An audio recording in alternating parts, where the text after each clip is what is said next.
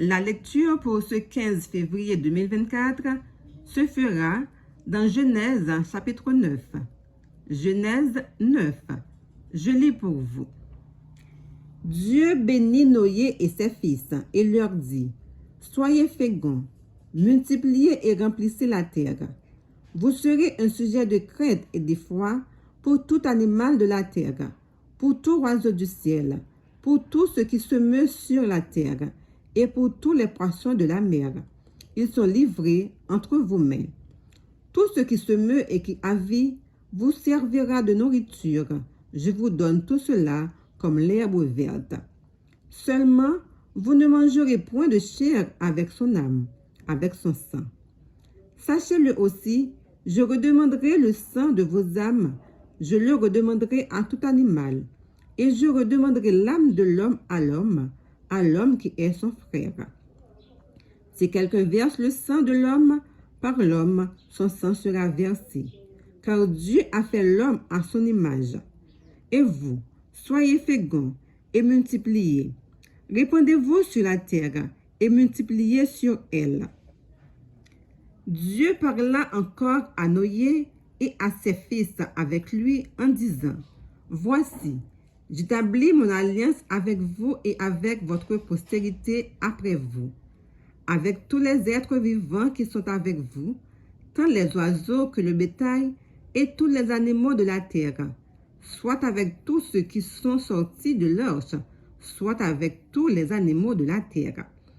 J'établis mon alliance avec vous. Aucune chair ne sera plus exterminée par les eaux du déluge. Il n'y aura plus de déluge pour détruire la terre. » Et Dieu dit, « C'est ici le signe de l'alliance que j'établis entre moi et vous, et tous les êtres vivants qui sont avec vous, pour des générations à toujours. J'ai placé mon arc dans la nuit, et il servira de signe d'alliance entre moi et la terre. Quand j'aurai rassemblé les nuages au-dessus de la terre, l'arc paraîtra dans la nuit, et je me souviendrai de mon alliance entre moi et vous, et tous les êtres vivants, de toute chair, et les eaux ne deviendront plus un déluge pour détruire toute chair. L'arc sera dans la nuit, et je le regarderai pour me souvenir de l'alliance perpétuelle entre Dieu et tous les êtres vivants, de toute chair qui est sur la terre. » Et Dieu dit à Noé, « Tel est le signe de l'alliance que j'établis entre moi et toute chair qui est sur la terre. » Les fils de Noé qui sortirent de l'arche étaient Sem, Cham et Japheth. Shem fut le père de Canaan.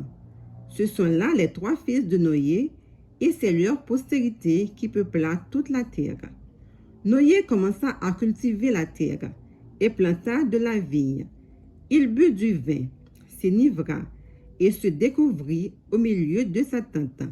Cham, père de Canaan, vit la nudité de son père, et il le rapporta dehors à ses deux frères. Alors, Sem et Japheth prirent le manteau, le mirent sur leurs épaules, marchèrent à reculons et couvrirent la nudité de leur père. Comme leur visage était détourné, ils ne virent point la nudité de leur père. Lorsque Noé se réveilla de son vin, il apprit ce qui lui avait été fait son fils cadet. Et il dit, « Maudit soit Canaan, qu'il soit l'esclave des esclaves de ses frères. » Il dit encore, « Béni soit l'Éternel, Dieu de Sem, et que Canaan soit leur esclave.